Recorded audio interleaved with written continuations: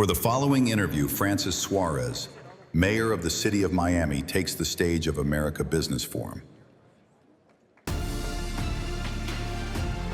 Hello, sir. Good to see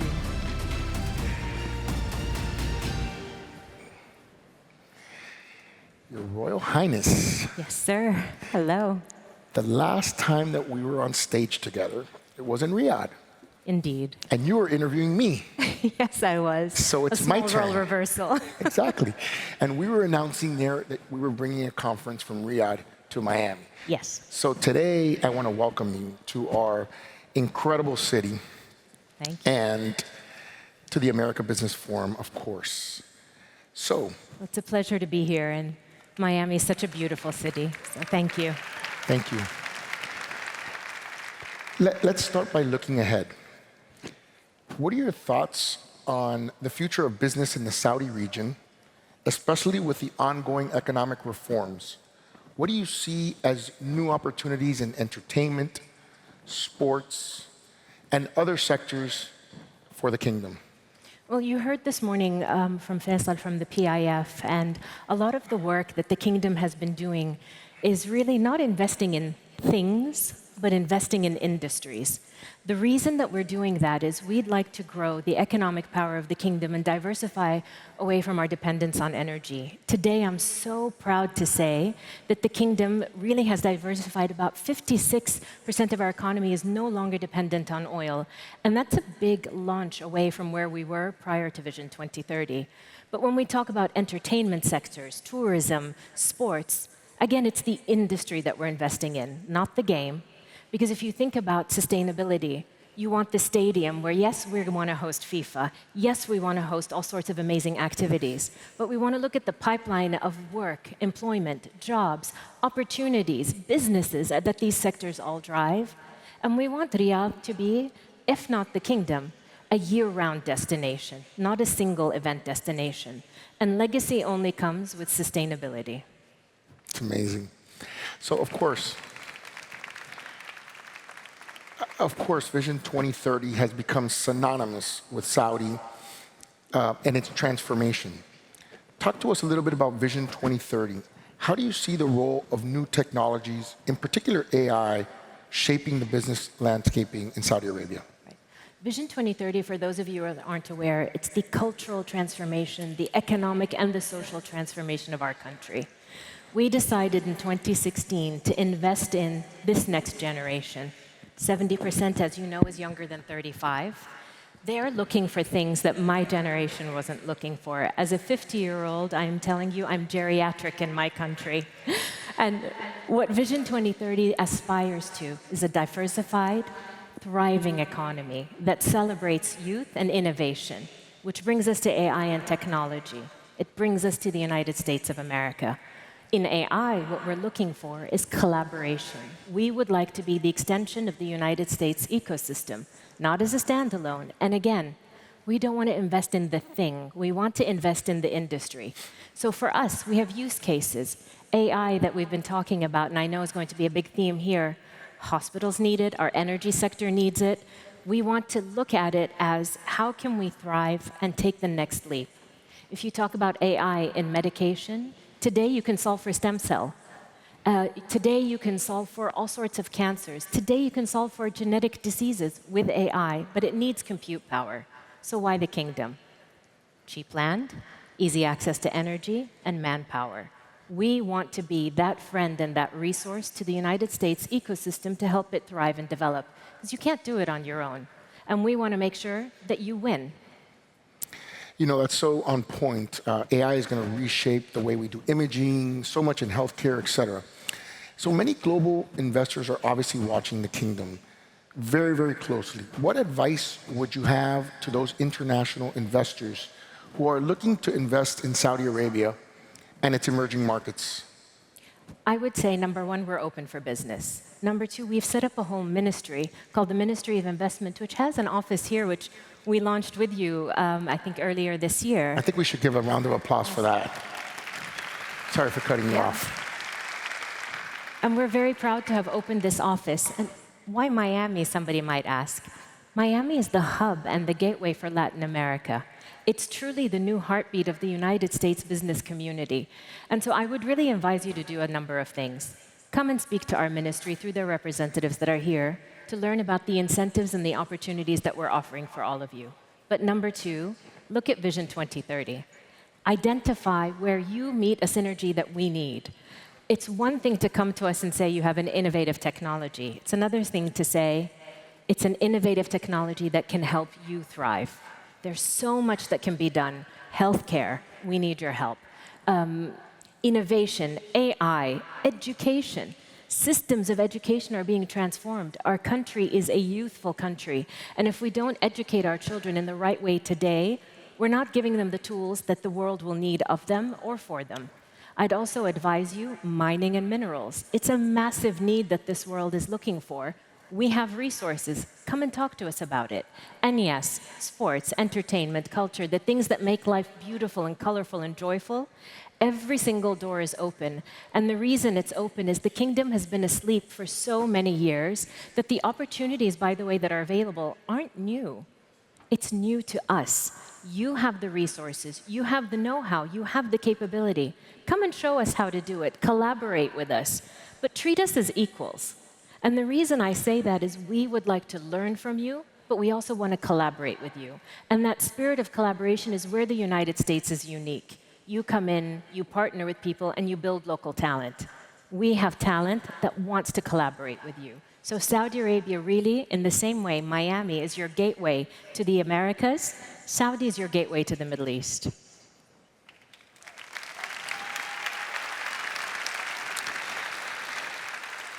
You're clearly such a passionate voice for your country and a lineage in your family.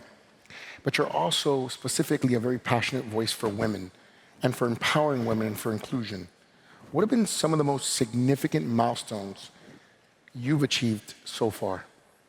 So I've had the privilege to work for the Crown Prince and His Majesty King Salman since 2016.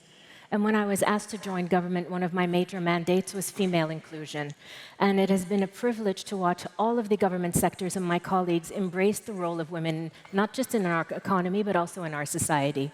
Francis, imagine this room without women. Imagine your industries without women. It's not possible for a country to thrive or succeed, and that's what our Crown Prince saw. And so across our country, not new for you, but new for us, women are now viewed as equals with equal opportunity and access to everything that a man is given access to.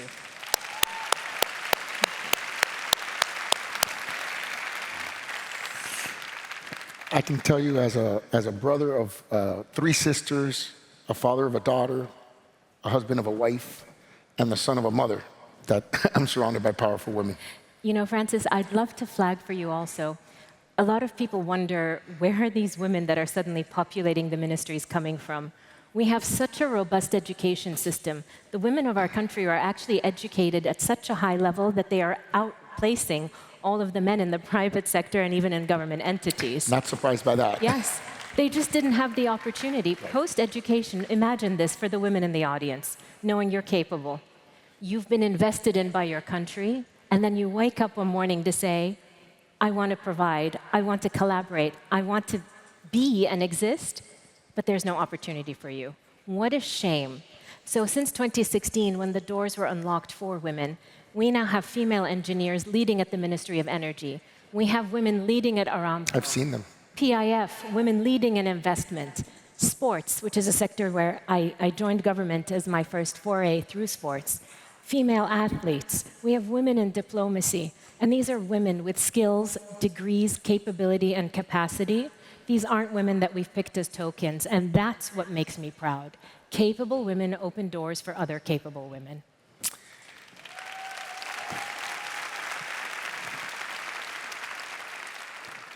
Let's turn to your forte, diplomacy.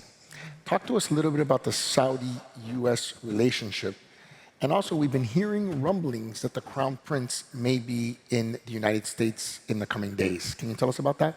So, the Saudi-US relationship, I'm very proud to say, has always been a strong relationship in its almost 90-year history.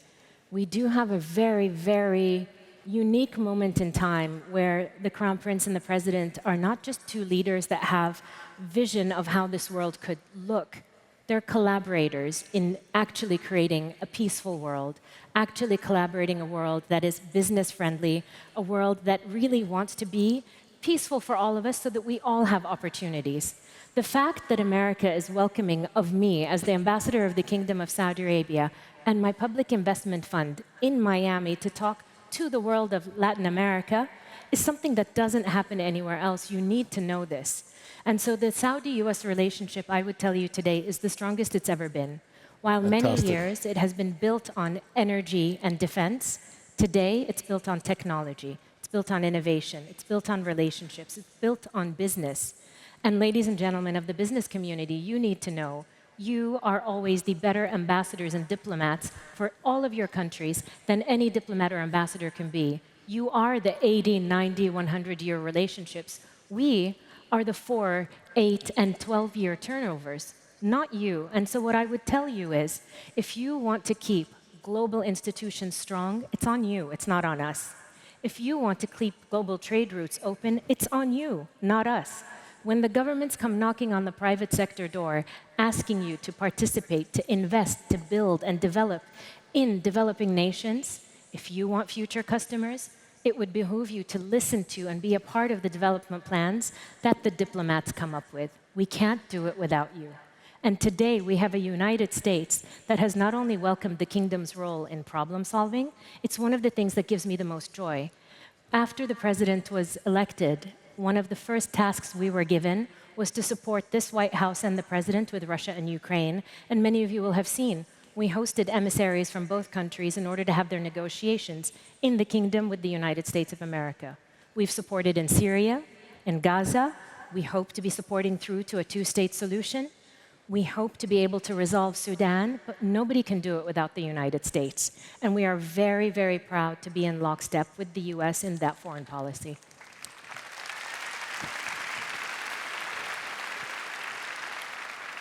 I was blessed to be in Saudi when the president came and saw his interaction with the Crown Prince and what he did on Syria, which was truly inspiring. And obviously, the Crown Prince had a huge role in that. Your role as a diplomat involves conveying and convening and communicating to bring people together.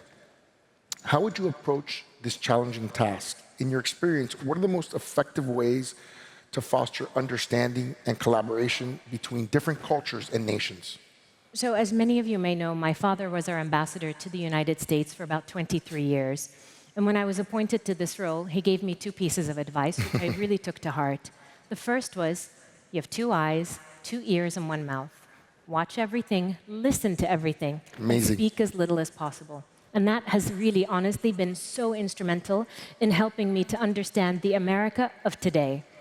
The second piece of advice, which was so profound for me, was Washington, D.C. and the Beltway is one entity, but America is much bigger. So I've really made a point of traveling across state to state, meeting governors, meeting business communities, and the political communities all across this country.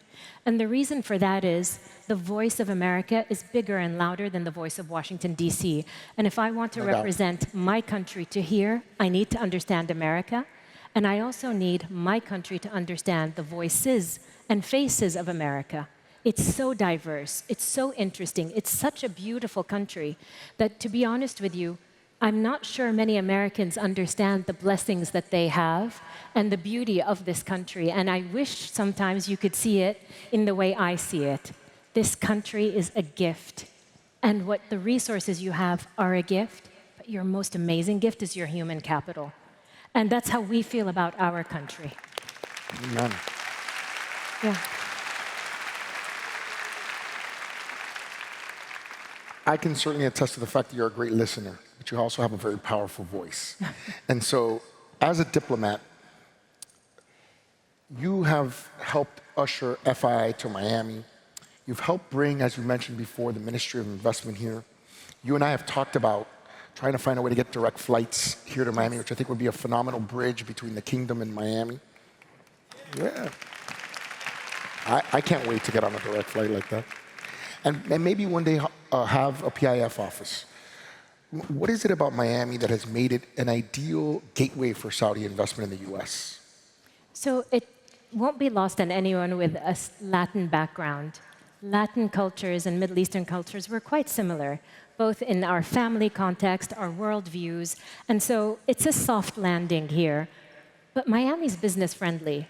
Miami's globally friendly. Miami is warm, it's opening, and it's a place where people feel welcome. And that really is a tribute to you and the environment that you've created, but to the people of this fantastic city.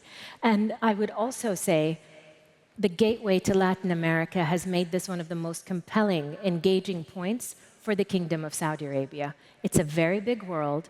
There are only so many hours in a day, so to be able to find one central location where the world can connect and we can have access to it, we believe that, unfortunately, far too long, we've overlooked the value and the economic engine of South America. And as a grand middle nation, we are not the United States of America, but we hold a very strong position, not just in the Middle East, but within the Islamic world. It would behoove us as two communities who have similar values, similar ecosystems, and similar challenges to collaborate and work together. And Miami has given us that access, and that really is kudos to you to make sure that the world connects here. Thank you so much. It does. And we've seen it connect in Riyadh as well. Last question. What makes you most excited about the future of your country? Of my country? Yes. The most exciting thing about the future of my country is our young people. Because when we created Vision 30, it's like a bowling ball. You're going to throw it, but you don't know where the land is going to take the ball. Is it going to curve? Is it going to tilt? Are you going to hit every single pin? The young people have literally taken that ball and made sure it's delivered. We've been striking, we've been hitting, and we've been outstanding in achieving our KPIs. When the Crown Prince asked us to design this vision, he designed 13 programs with almost 750 initiatives under it. We're in 2025, and we've accomplished 93 of all of the reforms, 93% of all the reforms he's asked for. We are almost done with Vision 2030 in 2025. So why am I excited? Because the next authors aren't us. The next authors are the next generation who have 5 years to really shape and develop and tell us what do they want us to develop for them so they can now take over the ball and run with it as far as they can. And so youth, ladies and gentlemen, that is the gift that the kingdom is going to give to the world, and we're asking you to come, engage with them, help them develop, give them opportunities, collaborate with them. Because what this country brings, what this part of the world brings, is innovation. What we can bring you is the talent. So the match and the spark together, only magic can happen. You are a magician. Your Royal Highness, thank you so much for sharing your perspective and vision with us today. It's really been inspiring to hear how Saudi Arabia is embracing transformation while deepening its global relationships.